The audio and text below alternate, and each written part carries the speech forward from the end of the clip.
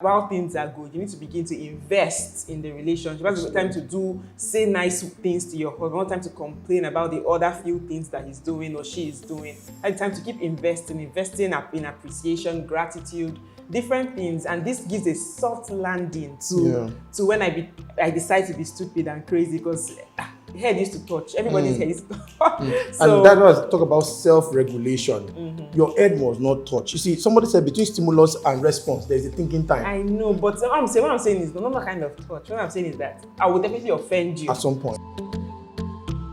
Hello and welcome to another episode of Family Talks with me and my king, my boo, my lover, my bestie.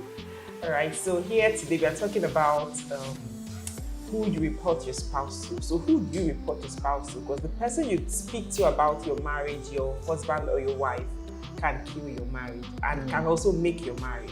So who is that person you go to, you speak to? That friend, that mentor, who is this person? How do they handle these family issues when they come up for you, for your marriage? So here again, I have my sugar banana. Banana sugar.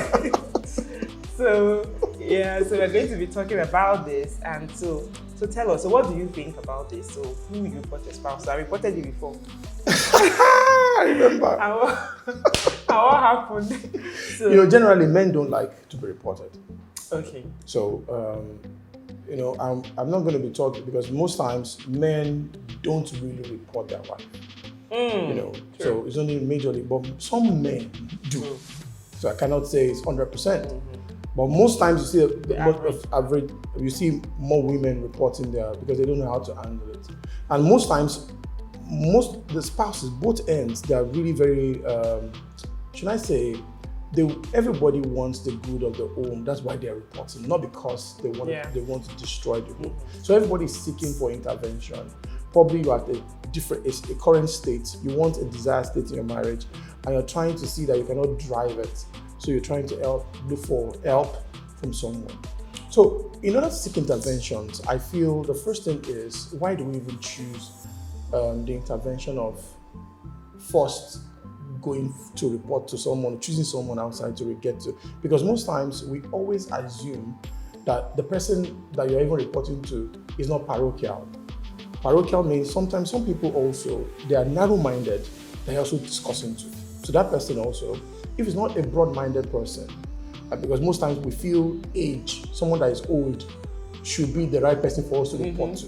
But the person is not skilled in counseling. Is not skilled in marriage counseling. So that person will be giving you advice from his or her own perspective. And that can destroy your home because it's not standard. So you need to also choose the right person. But for me, number one is, why do we even get to the point that we want to report our spouses? Is because we cannot resolve issues within our home. And I feel also that no matter what, was time we had a family talks that I said a home without a problem is a problem, because we're gonna contend with problems. And because most spouses, everybody is evolving. Your husband is evolving, your wife is evolving. Yeah. So if at every point of evolution, there's something we call cognitive change. When people start having new knowledge, new exposure, the wife will want to change the behavior, the husband will want to change. So most times it looks like, this is not who I married. Then why are you behaving like this? Maybe the person is always under your divide and rule law. Sit down, stand up, sit down, stand up. But after some time, the person is gaining new perspective. And the lady is asking questions, trying to gain understanding. Maybe you married her when she was 20. Now, when she's 30, she's trying to find herself. So you not understanding that every human being is evolving. Yeah. That means if you're not careful, you'll be reporting every time of evolution. So your number of reporting is going to be a lot. So we must first go back to what I said the last family talk about EI, emotional intelligence. I feel no matter what it is, we must be able to resolve our issues. If it's not like, what can I call it, domestic violence issue. It's a no-no when it comes to that. You need to seek help. Report me, or else the person will kill you. But if it's not about domestic violence, if it's just about issues of understanding, because most times the reason why we want to report someone is because you don't understand something the person is doing, and you're trying to influence. So the first thing is this. We need to look at the 4 building blocks of emotional intelligence. I'm going to be very, very specific about that here. Number 1, we want to look at self-awareness. You as a person, do you understand yourself, how you are behaving? When you are wrong, do you know you are wrong? Sometimes some people, you need to show them they're not aware of self. So when you have those kind of conflicts, the spouse might be trying to make you see what you're doing wrong, and you're not seeing it that you're wrong. So do you have self-awareness? Number 2 is, do we have self-regulation? Self-regulation is, can you regulate, when you're aware of self, that I'm getting out of hand now, when I'm doing it wrong, can you regulate or you react to situations or you respond to it? Then the third one is when you talk about social awareness. Are you aware of, do you know how to listen to your spouse? Have you learned how to listen to spouse?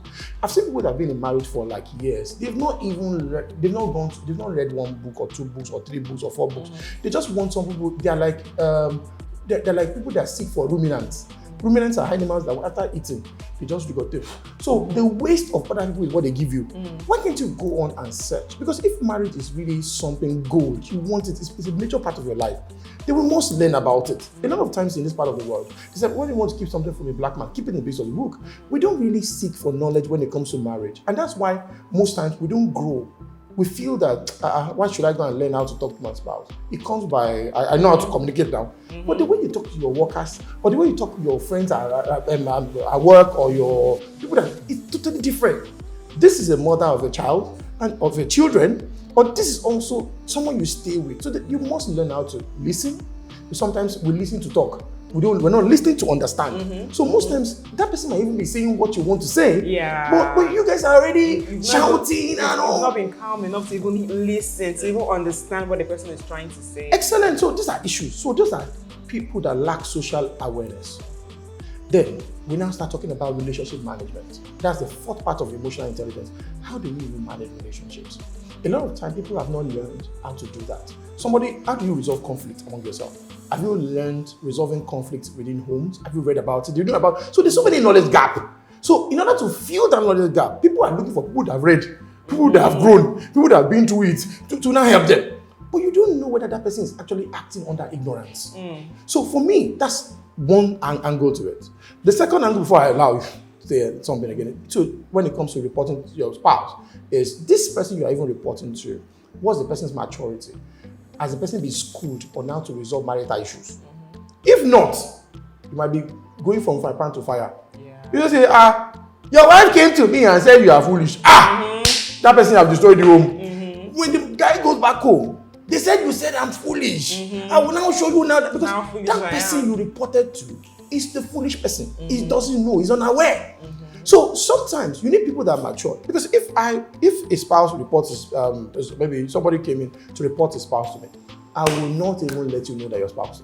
Probably when we are chatting, I might even take the husband out, and we are chatting and we are laughing, and I say, this women thing, we just start gisting. Then from there, I get his perspective and I know what has been happening. But men will house it, men will not say it. But all you've done for me when you're telling me is that you've allowed me know how to structure my conversation.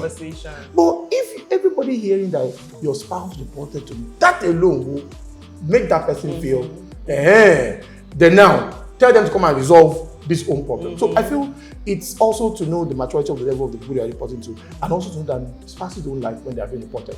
So you need to, people you are reporting to must be matured enough to handle this conversation so that it doesn't cause more problems. Because I've seen that people hold on to the reporting. You reported me! Even the conflict is not the issue again. It's not the issue anymore. So that's the thing. So the issue now becomes nothing. Now the new issue now becomes the fact that you actually reported me. And what I've learned is, I think I've seen that men feel, of course we all know that men need respect, right? And there's no respectful way to say something negative about your husband to someone else. So when you're saying it, when he finds out, you know how I will talk when I'm angry, and you would imagine, even though it might even be wrong, or you imagine how I would have, given it to the person, how I would have framed the whole conversation, how I would have, yabbed you, how I would have packaged the whole incident that happened.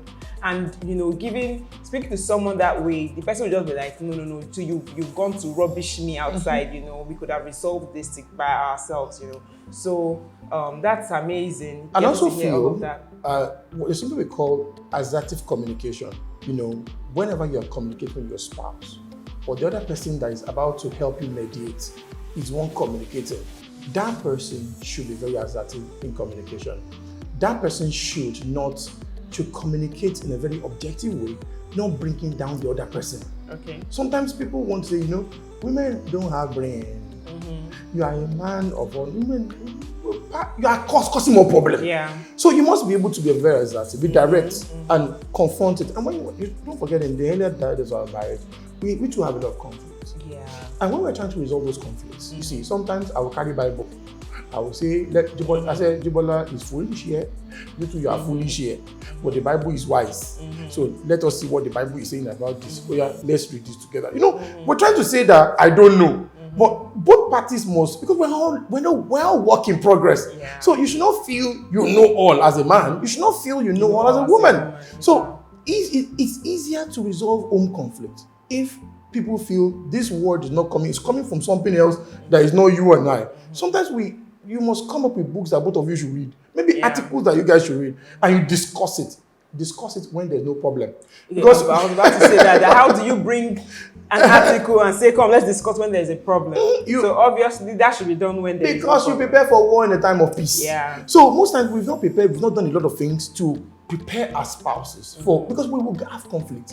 Even when it comes to when you're eating. Have you beaten yourself before? Why eating? Because the teeth and the tongue. Also, so most times we feel conflict is bad. It's not. It's a requirement because we're trying to make things work. So because of that, we need to prepare for it.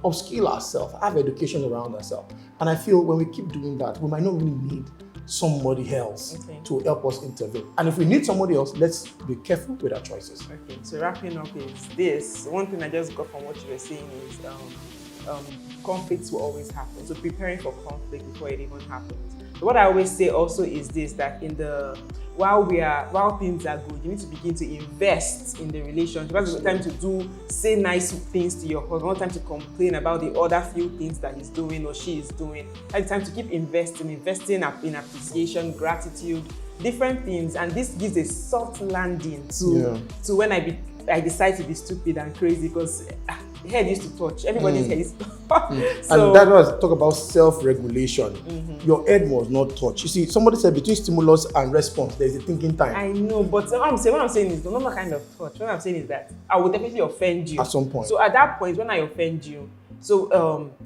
all the other good things I've been doing will not make it come so hard. I don't know if all the other investments that have been put in. So it's about making sure that when things are fine, invest in the relationship. And even when we're having conflict, things are still fine. So it does not mean that we're having conflict, things are not fine again. We're just trying to make things work. Yeah. And there are two people coming together. Where over time we'll still get to know ourselves forever, and we're all working in progress. We are a team. Excellent. We need to always have that mindset. Nobody's trying to win. Because you cannot win in marriage. If I'm trying to win you, if you win and there's also like you cannot win and I lose, and I cannot win and you lose. It's not a game. So it's not a game. So it's either we win or we lose. Yes. So we need to just understand that we are a team, and we've come to the end of today's show, and see you in the next show. Thank you.